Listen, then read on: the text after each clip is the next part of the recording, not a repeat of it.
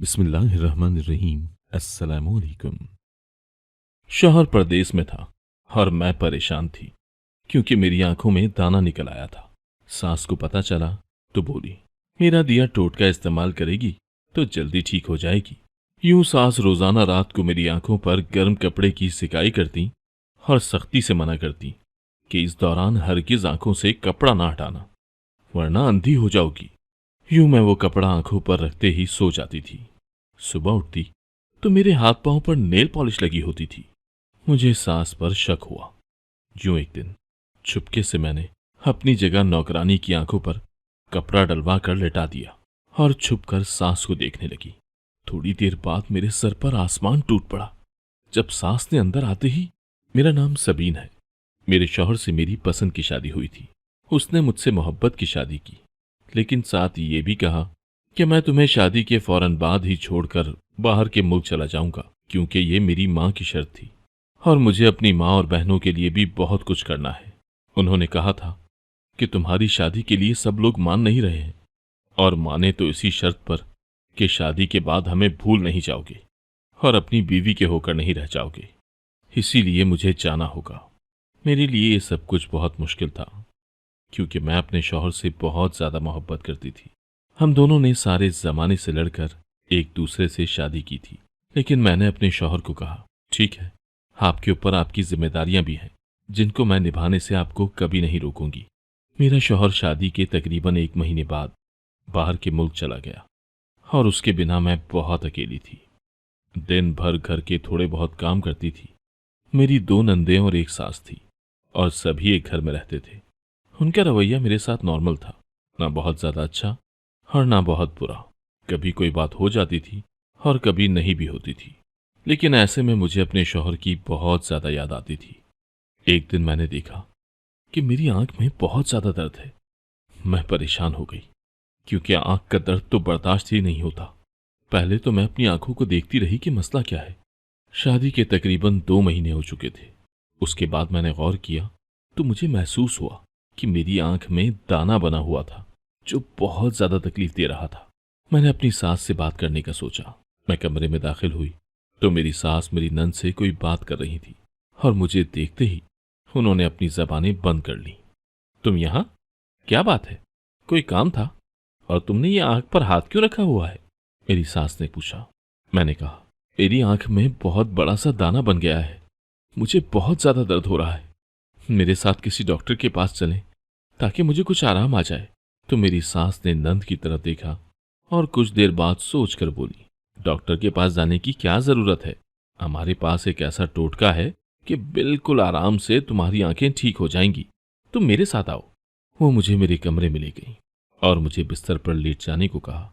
उन्होंने मेरी आंख पर पट्टी बांधी और उसके ऊपर गर्म कपड़े से सिकाई करने लगी और मुझे कहा, अगर तुमने आंखें खोली तो अंधी हो जाओगी। मैंने कहा, ऐसा भी क्या है? तो कहने लगी, ये बहुत पुराना तरीका है। इसमें आंख अचानक से गर्म हो जाती है और फिर जब इसको खोलते हैं और इसमें रोशनी जाए तो बहुत नुकसान होता है, लेकिन इससे तुम्हें बहुत जल्दी फायदा हो जाएगा। मुझे खुशी हुई कि मेरी सास मेरा इतना ख्याल कर रही थी। मेरी सास ने मेरी आंखों पर पट्टी बांध दी और कहा कि सुबह तक इस पट्टी को नहीं खोलना, आराम से सो जाओ, आंख को भी सुकून मिलेगा। मैंने कहा, मेरे कुछ काम रहते हैं। तो मेरी सास ने कहा, कामों की फिक्र न करो, आंख के मामले को संजीदगी से लेते हैं, नहीं तो आंख खराब हो जाती है। मैं इसी बात पर खुश हो गई और आंखें बंद किए सुकून से सो गई।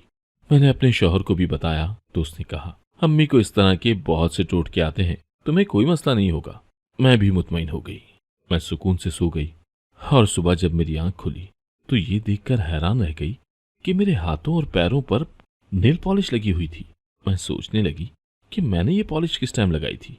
इतनी तो मैं पागल नहीं थी कि अपने हाथों पैरों पर पॉलिश लगाकर भूल जाती। फिर ये सब कुछ क्या था? मैंने गौर से देखा तो नेल पॉलिश भी लाल रंग की थी और लाल रंग से मुझे इतना लगाव नहीं था। मेरी शादी हुई थी तब भी मेरे सामान में कुछ लाल चीजें थीं और लाल पॉलिश मेरे सामने ही रखी थी, लेकिन ऐसा कैसे हो सकता था? खैर, मैंने इस बात पर ध्यान नहीं दिया क्योंकि अगर मैं अपने पैरों पर खुद पॉलिश नहीं लगाती तो फिर कौन लगाता। वैसे ही मेरे हाथ पांव बहुत ज्यादा हसीन थे। उनको कभी सजाने की जरूरत ही नहीं पड़ी। और ऐसा किसको शौक चढ़ा था कि वो आकर मेरे पैरों पर पॉलिश लगा देता और मुझे पता ही नहीं चलता। मैं अपने कामों में लग गई और रात होते ही मेरी सास फिर से गर्म पट्टी लिए मेरे कमरे में आ गई और कहने लगी, आज भी सिकाई करनी है? मेरी सास ने मुझसे पूछा। कल तुम्हें आराम आ गया था? वैसे तो मुझे बिल्कुल भी आराम नहीं आया था, फिर भी मैंने उनका दिल रखने के लिए झूठ बोल दिया कि अब काफी बेहतर है। उन्होंने कहा, लेकिन आंख आराम से ठीक होती है, इसके लिए कुछ दिन तक ये अमल करना पड़ेगा। मगर एक बात की मुझे बड़ी हैरानगी हुई कि मेरी सास शुरू में मुझे ये कह रही थी कि सारे काम करने हैं, घर तुमने संभालना है, लेकिन आज उन्होंने एक नौकरानी रख ली थी जिसको सारे घर का काम समझा रही थी। मेरी आंख में मसला जरूर बना था, लेकिन मुझे कोई ऐसी बीमारी तो नहीं हो गई थी कि मैं बिस्तर पर ही पड़ी रहती। काम तो कर ही सकती थी। आज या कल मैंने भी ठीक हो जाना था। फिर मेरी सास नौकरानी क्यों रख रही थी? और वो उसको काम भी ऐसे समझा रही थी जैसे अब सारा काम उसने ही करना है। पहले तो मैंने सोचा कि सास को कहती हूं कि नौकरानी न रखें, लेकिन फिर सोचा मेरा ही फायदा होगा। छोड़ो, काम करना किसको अच्छा लगता है, रखी है नौकरानी तो रखें, मुझे कोई मसला नहीं था। पर एक दिन फिर से कुछ अजीब हुआ। रात को मेरी सास मेरी आंखें सिकाई कर रही थी और मैं कब सो गई मुझे पता ही नहीं चला। सुबह जब आंख खुली तो फिर से मेरे नाखून पर पॉलिश लगी हुई थी और मेरे पाँव में पायल भी पहनाई गई थी। मैं हैरान रह गई क्योंकि ये पायल भी मेरी नहीं थी और मुझे पायल पहनने का कोई शौक नहीं था। फिर ये मेरे पैरों में कैसे आई? मैं उठकर उस पायल को हाथ में थामकर अपनी नंद के पास गई और उससे पूछा, ये तुम्हारी है? तो उसने कहा, ये मेरी नहीं है, मुझे तो ऐसी चीजों का शौक भी नहीं है। मैंने उससे कहा, शौक तो मुझे भी नहीं है, फिर ये मेरे सामान में कहां से आ गई? सास से पूछ नहीं सकती थी क्योंकि उन्होंने इस उम्र में ऐसी चीजें पहनना तो दूर की बात, खरीद कर भी क्या करना था। फिर मुझे लगा कि कहीं मेरे शौहर तो नहीं आ गया और उसी ने मेरे पैरों में ये पायल पहनाई हो और छुप कर देख रहा हो कि मैं क्या करती हूं, क्योंकि इस तरह के काम तो वो ही कर सकता है। हमेशा मेरे पैरों की तारीफ करता था, लेकिन जब उसे वीडियो कॉल की तो वो तो उधर ही था। पायल वाला मामला हल नहीं हो रहा था। अभी तक मैं इसी बारे में परेशान थी कि एक और बात मेरे कानों ने सुन ली। मेरी नौकरानी किसी को फोन पर कह रही थी कि अब तो मेरा यहाँ काम पक्का है, बहू ने उनकी यहाँ रहना नहीं है, बेटी उनकी निकम्मी सी लगती है, कोई काम नहीं करती, और बूढ़ी अम्मा से कहाँ काम होते हैं, बस मेरा तो काम लग गया है। मैंने उस नौकरानी को उसी वक्त अपने कमरे में बुलाया और पूछा, तुम किससे फोन पर बात कर रही थी? वो तो घबरा गई और कहने लगी, हम लोग तो आपस में इसी तरह से बात करते हैं, आपको तो पता है हम लोग अनपढ़ जाहिल गवार लोग हैं, हमें क्या पता बात करने का सलीका। मैंने कहा, बात से मुझे मतलब नहीं है, क्योंकि तुम लोग ऐसी ही बातें करते हो मुझे पता है, लेकिन तुमने ये क्यों कहा कि इनकी बहू इस घर में नहीं रहेगी? मैं इस दुनिया से जाने वाली हूं क्या? तुम्हें किसने कह दिया कि मैं इस घर में नहीं रहूंगी?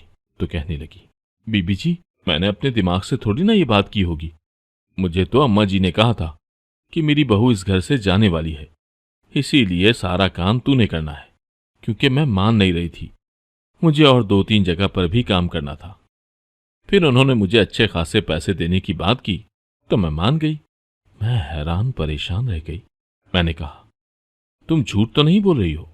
उसने कहा, मैं झूठ नहीं बोल रही हूं, लेकिन आप मुझे अम्मा जी के सामने नहीं लेकर जाना, नहीं तो वो मुझे नौकरी से निकाल देंगी। मैंने कहा कि ठीक है, तुम्हारी बात उनसे नहीं करवाऊंगी, लेकिन मुझे एक दफा फिर बता दो कि ये सच है या झूठ। उसने कहा, ये बिल्कुल सच है, और ये बात करते हुए वो बहुत ज्यादा खुश भी नजर आ रही थी। आप क्या उनसे लड़ती रहती हैं जो आपके जाने पर वो इतनी खुश थी? मैंने कहा, अपने काम से काम रखो और चली जाओ यहां से। मैं हैरान थी कि अम्मी ने ये क्यों कहा कि मैं इस घर में नहीं रहूंगी। क्या मतलब था इस बात से? क्यों नहीं रहूंगी मैं घर में? मैंने सोचा कि अपनी सास से बात करती हूँ कि उन्होंने ऐसी बात क्यों की होगी। सब खाना खा रहे थे जब थोड़ी देर पहले मेरे शौहर की कॉल आई तो मेरी सास बता रही थी कि सब बहुत ख्याल रखते हैं तुम्हारी बीवी का, सब कुछ ठीक है। मैंने सबके सामने ही ये बात कर ली कि आज मुझे आपसे एक बात करनी है। आपने नौकरानी को ये क्यों कहा कि मैं इस घर में नहीं रहूंगी? मेरी ये बात करने की देर थी कि मेरी सास के गले में पानी अटक गया और वो बुरी तरह खांसने लगी। उनकी तबीयत खराब हो गई और उनको अस्पताल ले जाया गया। मैं तो हैरान थी कि सिर्फ पानी ने ही उनकी ये हालत कर दी। उनको तो होश ही नहीं आ रहा था। मेरी बात बीच में रह गई और मैंने सोच लिया कि अब कुछ करना ही पड़ेगा। लेकिन क्या? मैंने एक बात नोट की थी कि जैसे ही पट्टी मेरी आंखों से लगती थी, मुझे फौरन ही नींद आ जाती थी। मैं जितना मर्जी कंट्रोल करती कि मैंने नहीं सुना, लेकिन फिर भी मैं सो जाती थी। आखिर ऐसा भी क्या था? मैंने सोच लिया था कि अब मुझे क्या करना है, लेकिन इस काम के लिए मुझे मेरी नौकरानी की जरूरत थी और मुझे पता था कि वो ये काम जरूर कर देगी। मैंने उससे कहा, तुमको बहुत सारी चीजें, पैसे, नए कपड़े और जूते दूंगी, लेकिन तुम्हें मेरा एक छोटा सा काम करना है। पहले तो उसका मुंह थोड़ा अजीब सा था कि पता नहीं किस किस्म का काम है। फिर मैंने उससे कहा, ऐसा कोई काम नहीं है, मेरे कपड़े पहनकर बस लेट जाना है और आंखों पर पट्टी रख लेनी है और उसके 1 घंटे बाद उठ जाना है। उसने कहा, बीबी जी, मुझे पूरी बात बताएं। शायद उसको ये सब कुछ बहुत पुरतजस्सुस लग रहा था। मैंने कहा, मैं पूरी बात बाद में बताऊंगी, पहले तुम्हें मेरा ये काम अच्छे तरीके से करना होगा। जब मैंने उसे चीजें दिखाई तो उसके मुंह में पानी आ गया, क्योंकि वो सारे नए कपड़े और जूते थे जो मैं उसको दे रही थी और वो मैं अपने साथ लाई थी। वो कम से कम 20-30 हजार के थे और 30 हजार का फायदा वो क्यों अपने हाथ से जाने देती। इसीलिए फौरन मान गई। मैं हैरान भी बहुत थी और अब मेरे दिमाग में बहुत सारी बातें आ रही थी कि मेरे साथ क्या हो रहा था। कहीं मेरी सास तो मेरे साथ कुछ नहीं कर रही थी। मुझे शक हो रहा था, लेकिन साथ साथ ये भी सोच रही थी कि झूठ निकला तो मेरी कितनी बेइज्जती होगी, लेकिन अगर सच निकल आया तो फिर अपने शौहर को सब कुछ बताऊंगी और इस घर में नहीं रहूंगी। मैंने अपनी नौकरानी को पहले ही समझा दिया था कि उसे क्या करना है। जब मेरी सास सिकाई करके वापस गई तो मैंने वही पट्टी अपनी नौकरानी की आंखों पर रखकर अपनी जगह लेट जाने के लिए कहा। वो पट्टी आंखों पर रखे मेरे साथ बातें कर रही थी कि ये सब क्या है, ये क्या हो रहा है। मैंने तो आंख का ऐसा इलाज कभी नहीं सुना, बल्कि मैंने तो सुना है कि आंख को कभी भी गर्म भाप नहीं देते, अच्छी नहीं होती आंख के लिए। अचानक से बोलते बोलते वो खामोश हो गई। मैंने उसको आवाज दी कि सकीना, क्या हो गया है तुम्हें? मैं उसे बुला रही थी, लेकिन वो बेहोश हो चुकी थी।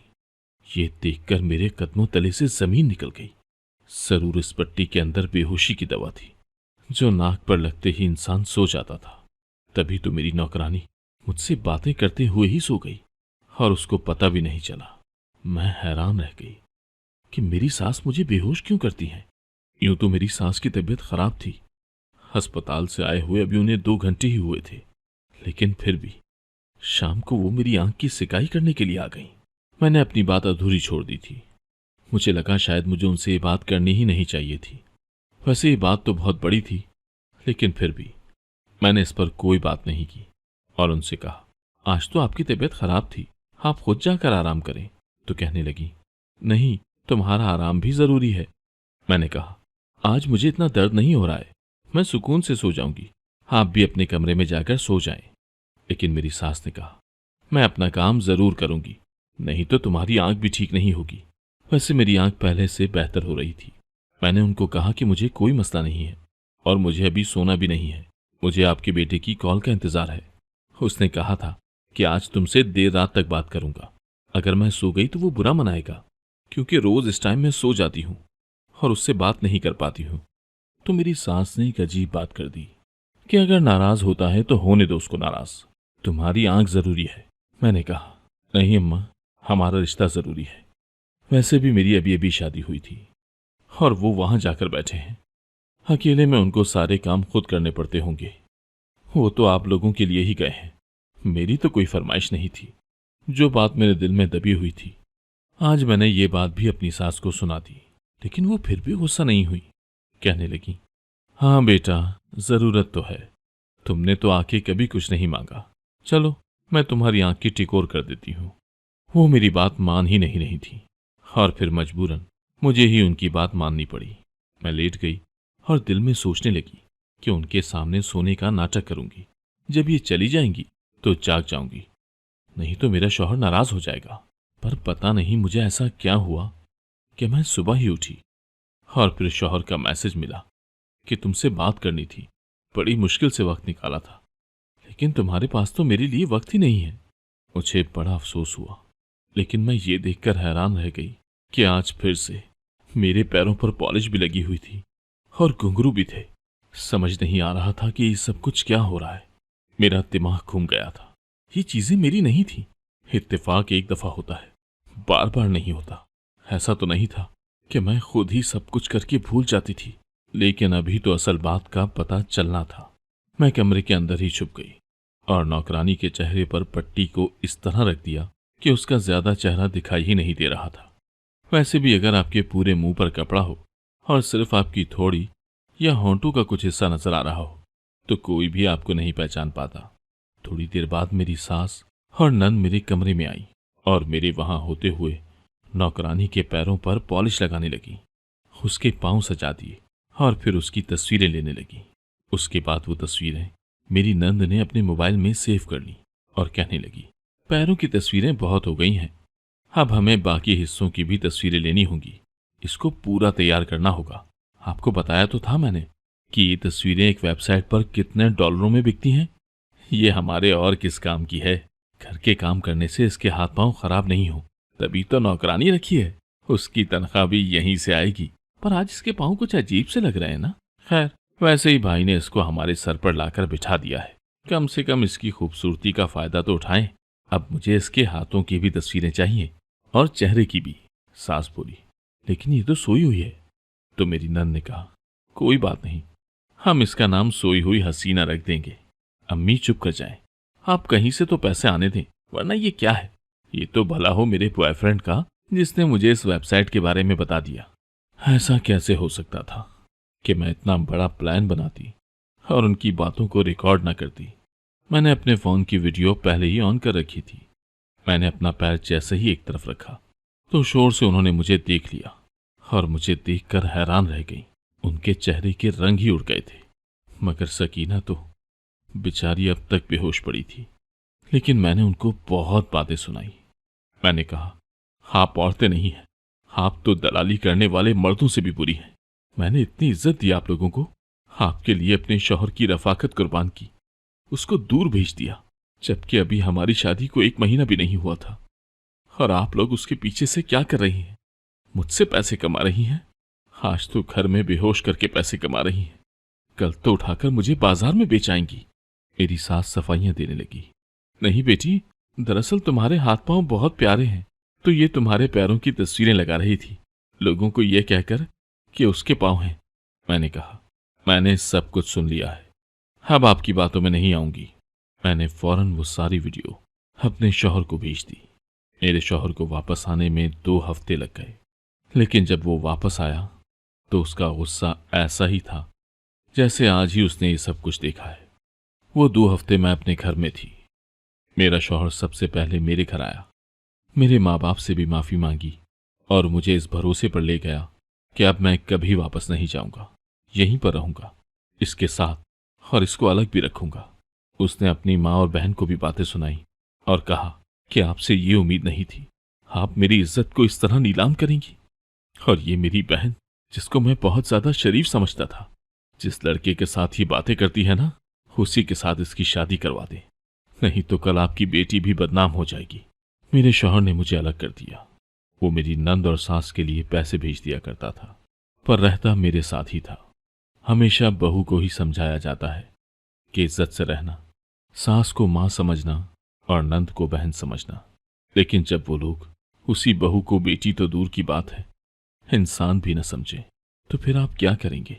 नौकरानी सकीना ने भी वही गवाही दी कि उसको बेहोश किया गया था। मेरा शौहर मेरे सामने बहुत शर्मिंदा होता था। फिर मैंने उसे कहा कि इसमें आपकी कोई गलती नहीं है, वो बेचारा तो बीच में फंस कर रह गया था।